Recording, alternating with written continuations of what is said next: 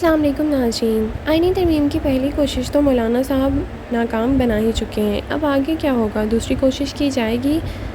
دوسری طرف بلاول بھٹو نے بھی صاف صاف کہہ دیا ہے کہ آئینی ترمیم ہوگی ہی ہوگی۔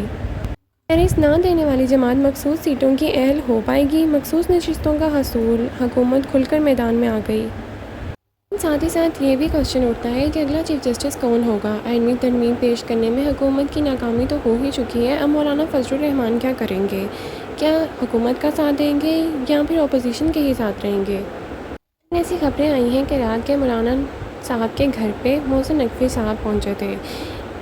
نجم سیٹھی جو تجزیہ کار ہیں، ان کا کہنا ہے کہ پہلے تو مولانا صاحب کو کسی نے لفٹ نہیں کرائی، لیکن وہ بھی ویٹ کرتے رہے۔ جیسے ہی ان کا نمبر آیا، ساری لائنیں ان کے گھر کے آگے ہی لگ گئیں، اور سب سے پہلے لائن میں آصف علی زرداری شامل تھے۔ آئیے سنتے ہیں نجم سیٹھی نے اور کیا کہا۔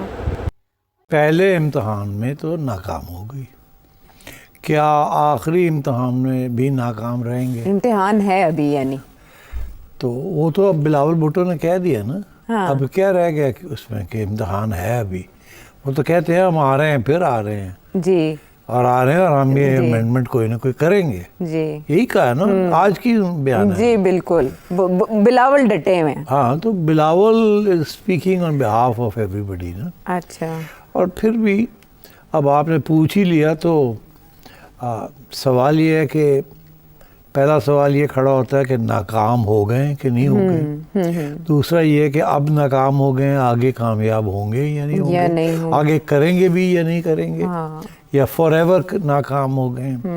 تو آئی تھنک اس کا جواب دیتے ہیں ہم۔ سو پہلے سوال کا تو جواب یہ ہے کہ پہلی اٹیمپٹ جو انہوں نے ماری اس میں ناکام ہو گئے۔ اگلی جو اٹیمپٹ ماریں گے وہ اب سوچ سمجھ کے ماریں گے ضرور، یہ میری پریڈکشن ہے، اور اس پہ کامیاب ہو جائیں گے۔ اب مولانا جو ہے نا از اے کنگ۔ اب ایوری تھنگ ڈپینڈز آن مولانا، کیونکہ سپریم کورٹ کو الیکشن کمیشن اور پارلیمنٹ نے نیگیٹو کر دیا، آدھی ججمنٹ ایکسیپٹ کر لی، آدھی نہیں کر رہے۔ جی 50-50 ہو گیا، 50-50 ہو گیا۔ سپریم کورٹ کے اندر بھی آپ سمجھے 45-55 ہے، وہاں بھی کچھ بیلنس ایسے ہی چل رہا ہے، کوئی پتہ نہیں کسی سٹیج پہ وہ 50-50 ہو جائے یا وہ دوسری طرف ایک دو ادھر ادھر ہو جائیں۔ تو دس is where we stand. Maulana suddenly becomes critical, مولانا کی سیٹ سب بیکم کریٹیکل۔ وہ مولانا نے کیا کیا؟ تو اب آپ دیکھیے، مولانا نے کہا اب میری باری آئی، اب آئیں گے یہ میرے پاس۔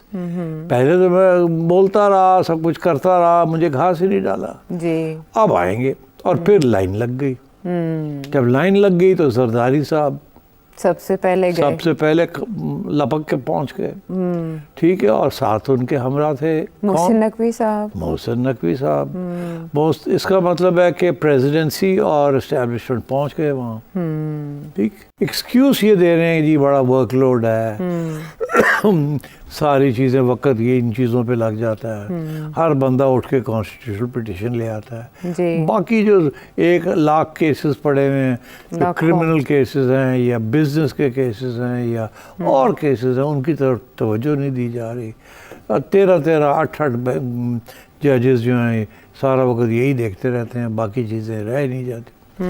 تو اس لیے ایکسکیوز یہ دیا جا رہا ہے، but actually the purpose is کہ کانسٹیٹیوشنل کورٹ ایک نیا بنایا جائے اور اس کو پہلے دن سے کنٹرول کر لیا جائے۔ اس کے اندر جو اپوائنٹمنٹس ہیں ٹو دا کانسٹیٹیوشنل کورٹ، وہ چنے لوگ وہاں لے کے جائے جائیں۔ اور اسی لیے پہلا جو جج ہے اس کا، ظاہر ہے کوئی ٹریڈیشن نہیں ہے، تو پہلا جج تو گورنمنٹ ہی اپوائنٹ کرے گی نا، کہیں سے آ تو نہیں جائے گا۔ تو انہوں نے کہا جی پہلا جج وہی ہوگا جو اس وقت سینئر موسٹ ہے، کرنٹ چیف جسٹس، اس کو ایڈ بنا دیتے ہیں قاضی صاحب کو، ٹھیک۔ اور پہلی دفعہ گورنمنٹ سلیکٹ کرے گی، اس کے بعد وہ کہتے ہیں ہم سینیورٹی کا پرنسپل ہم کر لیں گے۔